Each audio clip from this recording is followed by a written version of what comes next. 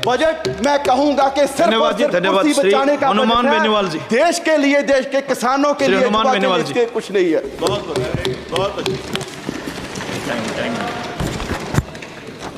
सभापति महोदय, सबसे पहले तो मैं आपको धन्यवाद दूंगा कि आज देश का जो बजट जिस पे चर्चा चल रही है उस पर आपने मुझे बोलने का मौका दिया केंद्रीय बजट पे। सभापति महोदय, तीसरी बार आपकी सरकार बनी और बहुत बड़ी उम्मीद देश के जवान, किसान, मजदूर, सर्व समाज को थी, लेकिन बजट से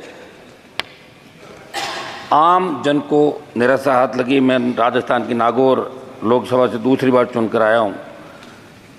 आपको 14 और 19 के अंदर राजस्थान से 25 सीट दी सभापति महोदय, और बहुत बड़ी उम्मीद राजस्थान को थी, लेकिन राजस्थान सहित तमाम वर्गों को इस बजट से, जो मैं पिछले 2 दिन से चर्चा सुन रहा था, और उसके अंदर पक्ष बड़ा चढ़ा के बात कर रहा था, विपक्ष इस बात को कोस रहा था। हमें बिहार, आंध्रा को अगर विशेष पैकेज दिया उससे हमें कोई एतराज़ नहीं, वो भी हमारे भाई हैं, लेकिन हम सबको जो पिछले 14 के अंदर आपको लाए, 19 के अंदर लाए, अब भी आपके जो साथ हैं उन लोगों का भी विशेष ध्यान रखना चाहिए। सौतेला व्यवहार देश के अन्य राज्यों के साथ नहीं होना चाहिए था। सभापति महोदय, प्रधानमंत्री जी को मैं कहना चाहता था, एक आपके हमारे राजस्थान स्टेट जहाँ के मुख्यमंत्री जी है, उन्होंने ट्वीट किया जब बजट यहाँ पे आया, तो मुख्यमंत्री जी ने ट्वीट किया, Patna Purnia express way, Buxar Bhagalpur express way, बोध गया वैशाली और दरभंगा में सड़कों का काम तेजी लाई जाएगी। बक्सर में गंगा नदी नया लेन वाला पुल, 26,000 करोड़ की कुल लागत से बिहार का ट्वीट हमारे मुख्यमंत्री जी ने किया, भजन लाल जी ने। और जब आलोचना हुई राजस्थान के अंदर तो उनको अपना ट्वीट वापस लेना पड़ा। उनको ये लगा कि चूक हो गई। वहाँ तो आपकी सरकार थी राजस्थान के अंदर, आपकी सरकार जहाँ है, और वहाँ व्यथित होकर मुख्यमंत्री को ट्वीट वापस लेना पड़े, मेरे हिसाब से ये मामला ठीक नहीं। अब जब भी आप घोषणा करें, 8 करोड़ राजस्थान के जो लोग हैं जिन्होंने भारतीय जनता पार्टी की सरकार दी, हमेशा आपके साथ खड़े रहे, उनके साथ धोखा हुआ, ऐसा इसके अंदर से। तो MSP पे सभापति महोदय, दूसरे कार्यकाल में देश का सबसे बड़ा किसान आंदोलन हुआ, लंबे समय चला, 700 से ज़्यादा किसानों ने शहादत दी, और मैं आपकी NDA का हिस्सा था। और किसान आंदोलन के समय अकाली दल और राष्ट्रीय लोकतांत्रिक पार्टी, जिन्होंने NDA को छोड़ा और किसानों के हक के लिए हमने राष्ट्रीय राजमार्ग जाम किया, मैं आपको छोड़ के अलग हुआ। उसमें आपके यहाँ से कई सांसद कहते थे कि अब की बार कैसे जीत के आओगे, अब की बार हम जीत के भी आए और 11 लोगों को साथ लेके भी राजस्थान से आए, ये आप जानते थे महोदय। आपने MSP पे जो वादा किया था उसे कुछ आपने बढ़ाकर MSP की बात की। हम चाहते हैं कि MSP की पूरी खरीद हो और किसान को उसका हक और अधिकार मिले। जो वादा आपने किया वो वादा आपने निभाया। किसान कर्ज माफी की बात करूँ सभापति महोदय, किसानों 30 जून 23 को इसी लोकसभा में जब आपकी सरकार ने मेरे सवाल के जवाब में देश के किसानों पर कर्जे की स्थिति बताई तो चिंताजनक थी। केवल मेरे राजस्थान के किसानों पर 1,47,538 करोड़ रुपये कृषि कर्ज बकाया है। इसलिए मैं आपके माध्यम से प्रधानमंत्री जी से अनुरोध करता हूं कि किसानों की आर्थिक स्थिति पटरी पर लाने के लिए राजस्थान सहित देश के सभी किसानों की कर्ज माफी करने का निश्चित रोड मैप बनाया जाए और ट्रैक्टर सहित कृषि उपकरणों को GST के दायरे से बाहर किया जाए। सभापति महोदय, जब आपने 15 लाख करोड़ रुपये धनासेठों का माफ किया, पिछले सरकारें कोई सी भी रही चाहिए, मैं कोई ये नहीं करा कि एक सरकार की बात है, लेकिन किसान कर्ज माफी की चिंता किसी ने नहीं करी।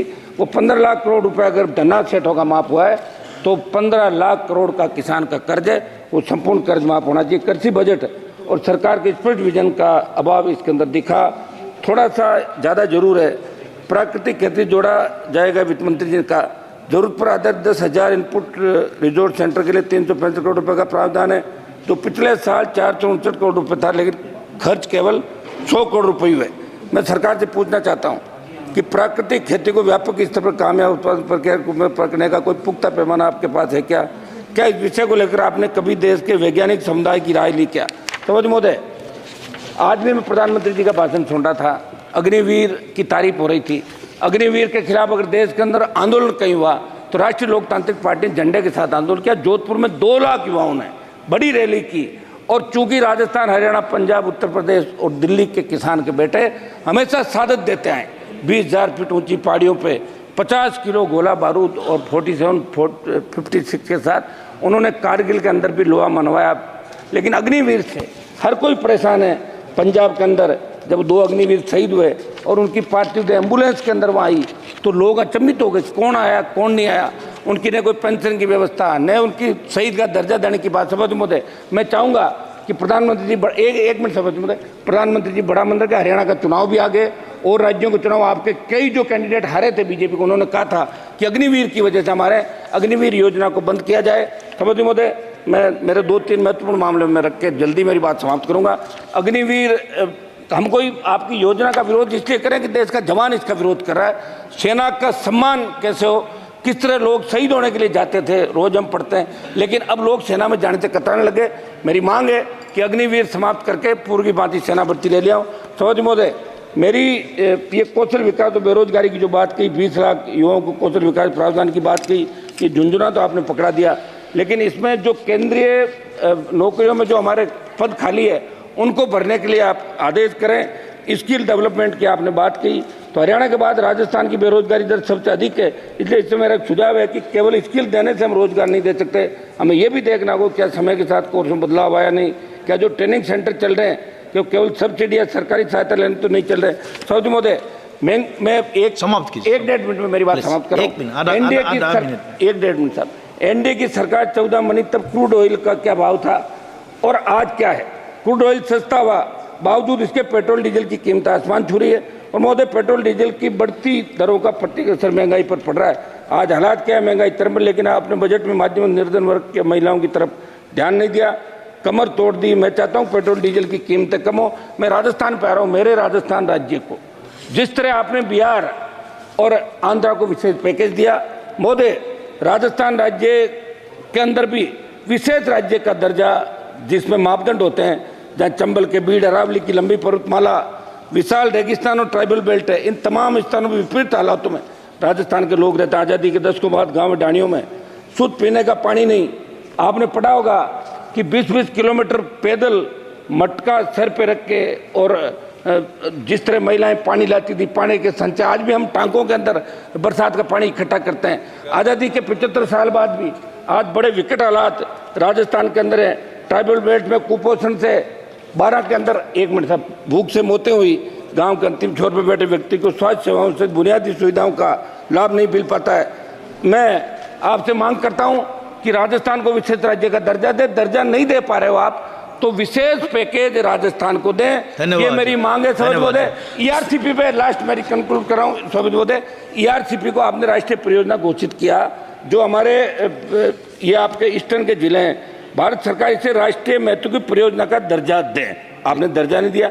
मेरे से नागौर सहित पश्चिम राजस्थान के वो तमाम जिले जिन्होंने अकाल के साये में अपना अतीत गुजरा, आज भी संघर्ष करें, वहाँ के खेतों में सिंचाई के लिए और लोगों को पीने के पानी के लिए ईआरसीपी की तर्ज पे पश्चिम राजस्थान के अंदर WRCP पश्चिम राजस्थान नहरी परियोजना को की आप घोषणा यहाँ से कराएं। ये मैं आपसे मांग करता हूँ। एक मेरा अंतिम और अंतिम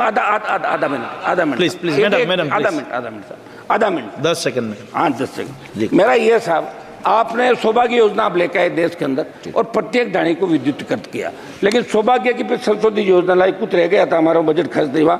RDSS विद्युतीकरण के लिए सौभाग्य की संशोधित योजना RDSS आई, आज मेरा जो आई, इसमें मेरा सवाल है जिसमें आपने बताया कि नागौर, डीडवाना, कुचामन जिले के लिए 15,615 घरों में विद्युतीकरण के लिए 25.57 करोड़ रुपए दिए। केवल मेरे संसदीय क्षेत्र की बात करूँ तो अभी के प्रावधान के अनुसार 45,000 रुपये तय कर रखे कि भाई 45,000 रुपये तक अगर है तो सरकार देगी। मेरी मांग है कि बहुत ढाणियाँ बस गई, दूर दूर ढाणियाँ, तो 45,000 का ही राइडर हटा के 80,000 रुपये तक आप ये किया जाए, दूरी बढ़ाई जाए, तो और ज्यादा लोगों को लाभ मिलेगा। बहुत बहुत आपको धन्यवाद। बहुत बहुत धन्यवाद।